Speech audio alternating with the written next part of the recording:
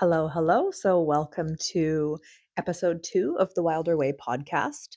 This one is called Burnout is Grief Without Witness. Thanks for tuning in. Thanks for listening. Thanks for bearing with me with some sound and production issues. This is only my second podcast ever, and I'm definitely ironing out the kinks and the nerves and relying heavily on my teleprompter, what I wrote out. So, thanks for coming with me on this learning journey. So, today I want to talk about the official definition and why it is not enough. Officially, burnout is classified as an occupational syndrome. The WHO defines it through 3 dimensions: feelings of energy depletion or exhaustion, increased mental distance from one's job, or feelings of negativity, cynicism, and reduced professional efficiency. And critically, they specify that burnout refers only to a phenomena in the occupational context, right? It is not applied to describe experiences in other areas of life. The word itself was first used in this sense in 1975 by a psychologist named Herbert Freudenberger, forgive me if I got that wrong, who was watching workers in clinics collapse under the weight of heavy caseloads. He was literally watching helpers burn out from helping. I want to sit with that for a second. The first documented burnout was in caregivers. 50 years later, we are still treating it like a productivity problem. Now, here is where I want to push back, gently but firmly. The WHO definition boxes burnout into work, into job performance. And while that framework has been invaluable for research, it misses something that a lot of people are actually living in real time. Because burnout is not just something that happens at your desk, and it is not just something that happens to people with a job title.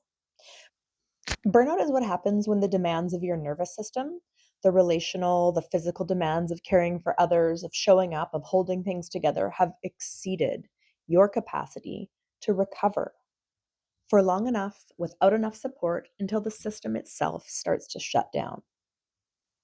Burnout is a state of depletion that lives in the body. It is emotional exhaustion that does not end when you log off. Because for many of the people I work with, there is no logging off. It is the collapse of caring, not because you stopped loving what you do or who you love, but because caring has cost more than you had to give for longer than anyone asked you to name. It is too much for too long without enough witness. Let's talk about how burnout is connected to loss. Here is what the clinical definition leaves out. Burnout is almost always woven together with grief. When Freudenberger described those early clinic workers, he was not just seeing tired people. He was seeing people who had given enormously of themselves, their hope, their emotional reserves, and who had not been given back to. The loss of belief that what you do matters, the loss of energy you used to have, the loss of the person you were before this role, this season of life, asked so much of you. Christina Maslach, who developed the gold standard measure of burnout, described the core of this syndrome as emotional exhaustion, the fatigue that comes from caring too much for too long. One of the things that becomes most depleted is empathy itself. You start out with this deep well of care, and then loss after loss, demand after demand, without the support or space to process any of it. The well runs dry, essentially, and that is grief. It may not look like grief, it may look like cynicism or numbness or just not being able to care anymore. But underneath that is a person who used to care deeply and lost the capacity to. And that loss is real. That loss is something that is being grieved, whether you recognize it as grief or not. And like so many of my clients who come to me with anxiety, with depression, with myriad physical symptoms, with burnout itself, underneath is almost always grief, braided throughout, woven together with these other symptoms, hiding and lurking and not being recognized as itself. So you might ask, what grief are helpers carrying? If you work with people as a nurse, a social worker, a teacher, a therapist, a midwife, a counselor, a paramedic, a palliative care worker, you are carrying grief that is largely invisible. You carry the grief of watching people suffer and not always being able to fix it. You carry secondary loss, the losses of your clients and patients accumulated over years. You carry grief for the version of this work that you believed in at the start before the system wore you down. Maslow, Maslow documented this clearly. Workers who had to inform patients or families of impending death reported it as the most threatening experience they encountered. And yet, there is rarely anywhere to put that. There are rarely structures of support designed to acknowledge what it actually costs. There is a concept in the research called moral injury. It is different from burnout, though they often coexist. So, moral injury is what happens when you are asked to act in ways that violate your values. When the system requires you to deliver care that falls short of what you know people deserve or people need. When you know what the right thing is and you cannot do it. That is a wound, and that wound needs tending. And so this is something that I can speak to personally, specifically in the healthcare system, but having seen the healthcare system through a few different lenses.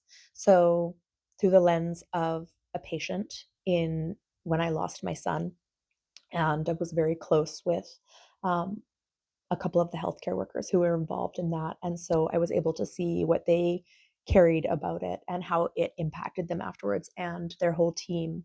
And in my role as a coordinator for my local rural obstetrical and maternity team, hearing stories about how it affects them and how difficult it is for them to perform that role day in, day out, and have to then go see another patient, um, switching in, switching out, and being able to hold that depth while continuing to function. So I've seen it as a patient, I've seen it working for healthcare teams, and I also see it as a counselor and a therapist working with other people who have been through loss, working with healthcare workers one on one. It's been a very unique position to see where burnout comes from and how it impacts people. Also, being close with people who are caring for people with life limiting illnesses or who carry just an unimaginable, inequitable, emotional, mental, and physical domestic load. So let's ask, are healthcare workers exhausted right now? I want to be real about this because I think that it gets softened in ways that make it harder to name. So, healthcare workers are exhausted because they've been carrying collective, cumulative, largely unwitnessed grief for years, right? The pandemic accelerated and concentrated it, but it was already there. High caseloads, insufficient staffing, and moral injury built into the system itself. Inadequate support and the expectation, often unspoken, often deeply gendered, that caring people should simply be able to absorb what caring costs. So, research consistently shows that burnout rate among professionals can reach as high as 52%. These are the people we ask to hold our most vulnerable moments: birth, death, diagnosis, and crisis. I don't know about you, but I personally don't want my healthcare workers, my social workers, my paramedics, my caregivers, my teachers. I don't want those people burnt out. I want them deeply cared for. I want them respected as the people who uphold our society that they actually are. I want them poured back into.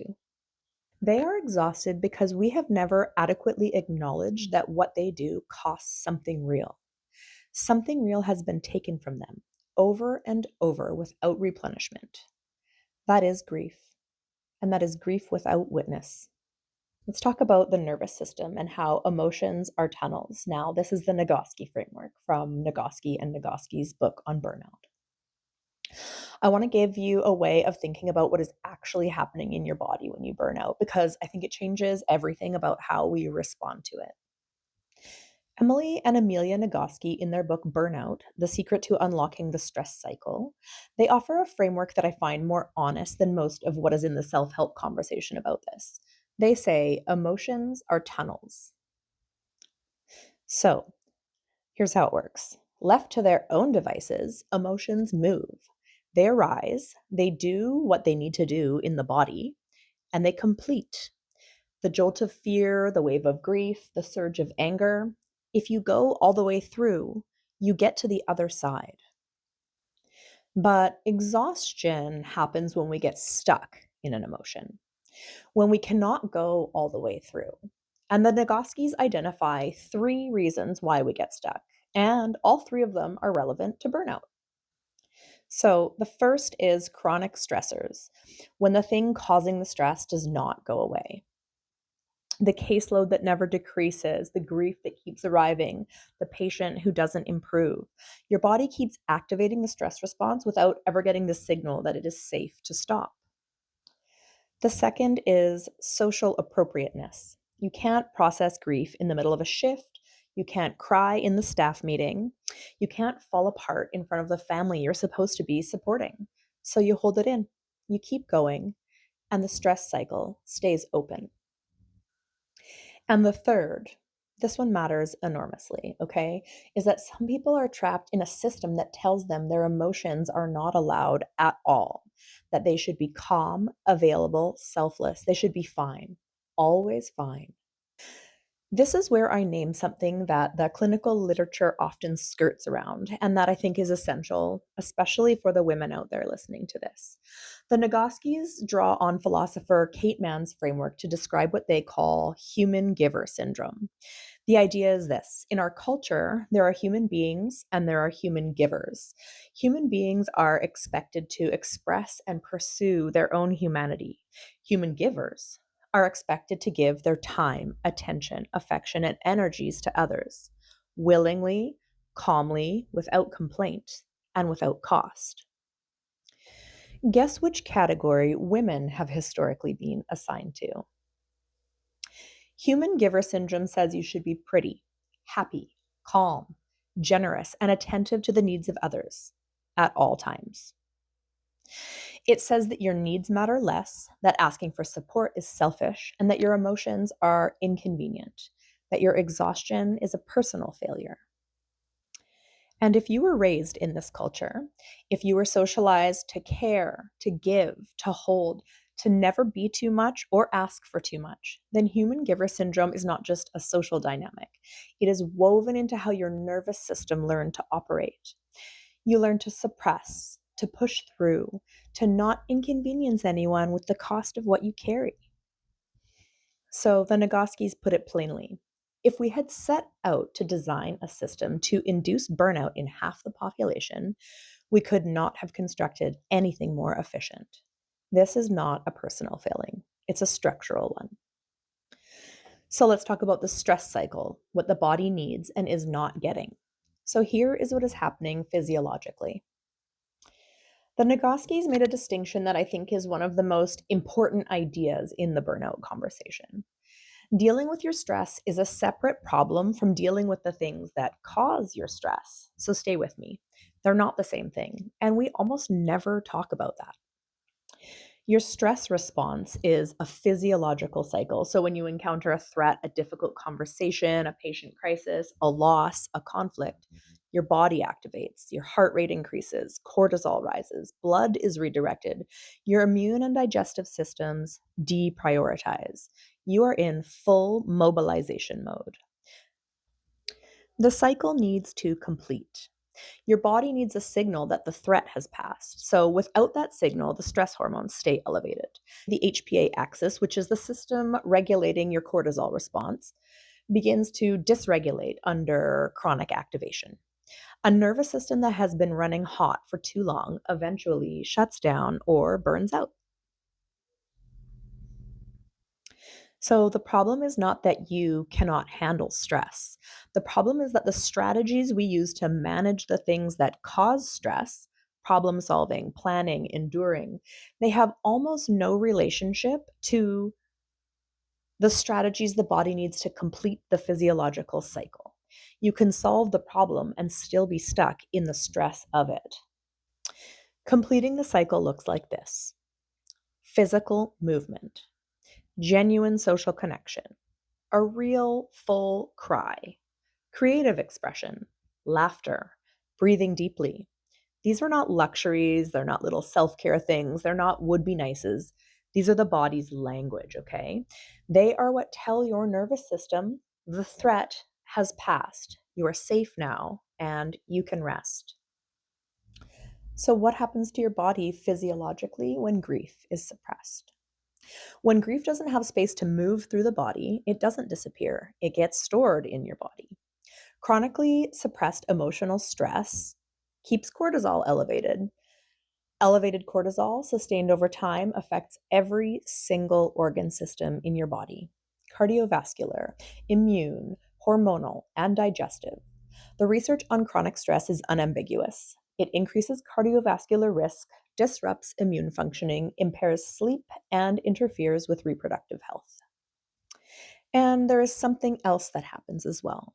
The Nagoskis describe it through the tunnel framework. When you cannot move through an emotion, when the system tells you that grief is not allowed here, that anger is not appropriate, and that falling apart is not an option, you get stuck. And stuck is what slowly kills you. So Maslow calls the resulting adaptation depersonalization. That's one of the symptoms of burnout. You stop feeling as much. You become more callous, more numb, more detached. And I want to say this clearly: that is not a character flaw. It is a survival response. The emotional circuit has become overloaded and has begun to protect itself. The problem is, the same protection also numbs connection, numbs meaning, numbs joy, and numbs the reasons you started doing this work in the first place. I want to talk for a minute about how this extrapolates out, right? The ripple effect. How does collective trauma dysregulate communities? Humans are not built to process stress alone. We're wired for co regulation, and that means our nervous systems literally rely on each other to find safety and calm. Research in two-person neuroscience shows that when people share physical space, their heartbeats can synchronize. This is beautiful. There's actually about an 8-foot electromagnetic field from your heart. So when we watch something together, our emotional responses align. We are constantly influencing each other's nervous systems, whether we know it or not. When a community experiences collective trauma, a pandemic, widespread loss, systemic harm, or repeated exposure to death, everyone's nervous system is dysregulated at the same time. There was no one in the room who's calm enough to offer co regulation, and that compounds everything. Healthcare teams after COVID are a clear example, okay? When everyone in the unit is carrying the same unprocessed grief and moral injury, and there is no structure to acknowledge it, you have a community of dysregulated nervous systems trying to care for people while nobody is tending to them. The system consumes itself. Why does isolation worsen burnout? Because connection is not a luxury, it's a biological necessity. And this is not a metaphor, this is physiology. The Nagoski cite a meta analysis of over 70 studies with more than 3 million participants. They found that social isolation and loneliness increase the odds of an early death by 25 to 30%. One chief medical officer described loneliness as having the same impact on mortality as smoking 15 cigarettes a day. And here is the painful irony of burnout. The very response that the overloaded nervous system wants to take, withdrawal, isolation, closing off, is the one that makes recovery harder. Because connection is one of the primary ways that the stress cycle completes, as we talked about earlier. So, like a 20-second hug, a real conversation with somebody who understands what you're carrying. The physical presence of another person whose nervous system is regulated enough to help yours find its way back. Maslach's research confirmed this as well. Workers who isolated from colleagues as a response to stress were cutting themselves off from their most valuable resource. The grief accumulates without any container, and grief without a container does not stay still. So, a little midsection plug for my upcoming group on burnout. If you are a healthcare worker carrying cumulative grief, and I think a lot of you listening to this will be, I teach workshops on perinatal and traumatic loss, and I have a group upcoming group, on burnout that addresses this gap in systems, the gap between what losses ask of staff and what organizations actually provide in terms of support. Okay. So if that is something your team or organization needs, there will be information in the show notes. Okay, let's get back to the programming. I want to offer you a reframe, and I want to offer it not as a comfort, but as something true. Burnout is not evidence that you are not strong enough. It is not a sign that you chose the wrong career or that you love the wrong people or that you simply need better self care habits. It's not a character flaw dressed up in clinical language. Burnout is grief without witness. It is what happens when loss of energy, loss of meaning, loss of the people in your care, loss of the version of yourself who started this, goes unacknowledged long enough that the system collapses under the weight of it. And the Nagoski added something important here. It is also what happens when the system tells you that you are not allowed to go through the emotional tunnel, right? When the social contract you have absorbed as a woman, as a helper, or as someone who carries others in any way says that your grief is inconvenient, your exhaustion is weakness, and your job is to keep giving regardless of cost. Grief needs to be witnessed to move, not fixed, not resolved, witnessed. And what most burned out people have experienced is years of carrying things that were never adequately seen, named, or held by their organizations, their communities, and often by themselves. What would change if burnout were treated as grief? Almost everything about how we respond to it. So, right now, the dominant response to burnout in workplaces, in healthcare, in culture is to offer people skills. Well intended, but it doesn't work that great. Coping strategies, resilience training, mindfulness apps.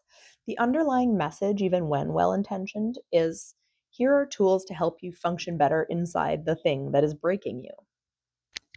The Nagoskis name this pattern plainly. The problem is not that healthcare workers or helpers or women or caregivers or anyone carrying a disproportionate emotional load are not trying. The problem is that the strategies offered to manage the causes of stress have almost no relationship to what the body actually needs to heal from the stress itself. If we treated burnout as grief, we would start by asking a different question. Not how do we help you keep going, but what have you lost? And has any of it been named? We would create structures for witnessing, peer support that isn't just venting, but actually holds space for accumulated loss. Ritual acknowledgement of what the work costs. Recognition that caregivers are not machines who can give indefinitely without replenishment. And we would stop asking people who are at the floor of their capacity to solve the problem through individual effort alone. So, why does connection regulate the nervous system? Because we were built for it, and this is not metaphor, this is biology. Co-regulation is the process by which one nervous system helps another return to a state of safety. It's how infants are soothed, and it's the foundation for all secure attachment. It does not become optional when you become an adult, regardless of what the culture of rugged self-sufficiency tries to tell you. The Nagoskis describe connection as a form of nourishment, like food. Our need for it changes across our lifespan, but it never goes away. Warm human contact releases oxytocin and reduces cortisol. A second hug is enough to initiate physiological change. We literally co regulate each other, synchronizing heart rates and emotional responses without even trying. Connection is not a nice addition to the healing plan, it is the mechanism. Grief especially moves in relational containers. It requires someone to witness it and hold the space steady while someone else falls apart. That is what grief without witness lacks. Not information, not skills, not time. A person steady enough to stay. So, what does capacity mean practically? Okay. I use the word capacity a lot, and I want to be specific about what I mean because it is not the same as toughness. The Nagoskis offer a definition of wellness that I think points towards it. Wellness is not a state of being, it's a state of action. It's the freedom to move fluidly through the cycles of being human, from adversity back to safety and out again. Stress is not the problem. Being stuck is the problem. Capacity in my framing is the amount of difficulty, uncertainty, and emotional weight you can be in contact with before your nervous system dysregulates. And it is not fixed. It expands when you are supported, witnessed, and in relationship. It contracts when you are isolated, depleted, or operating on stress cycles that have never been allowed to complete. Practically, expanding capacity looks like having someone witness what you carry, moving your body, allowing yourself to go all the way through the emotional tunnel instead of around it, building a relationship with your nervous system so you can recognize the signs of depletion before collapse, not to prevent feeling, but to feel with more support. And it also means understanding that some things cannot be fixed, only carried. And that carrying things differently, with more support, with more honesty, and with more room for grief, is real transformation. Grief does not resolve into the absence of grief. It integrates into a life that has more room for it. If you are someone listening who recognizes themselves here, who has been running on empty and calling it a bad week, a bad month, a bad year, I want you to hear this. What you are carrying is real. The exhaustion is real. And the grief underneath it, whether or not you have ever named it as grief, is real too. You are not failing at caring. You are not too sensitive for this work. And you are not broken. You are a person who has been giving from a well that nobody replenished, in a system that told you that asking was the problem, in a culture that called your depletion a personal flaw. This is not a productivity problem with a productivity solution. It is a grief problem with a grief response. And the grief response is being witnessed, having someone steady enough to hold the weight with you, slowly, carefully expanding the capacity to carry what is already here. That is what this work is, and that is what I do. If you are carrying loss and feel like you're collapsing under it, not just tired, but genuinely at the floor of your capacity, one on one support can help you expand what you're able to hold. Okay. And that doesn't mean making the loss smaller, it means making you larger than it. That information is in the show notes if you're interested in working with me one on one. If this episode named something for you, something that you've been trying to find words for, share it with someone else that needs to hear it and leave a review if you're willing. And I will see you next month when I drop a new podcast episode. We all truly do learn and grow together, and I am so honored to walk with you, to be a part of this community, and to share any tools or knowledge that might support you on your own personal journey to a more fulfilling and happy life.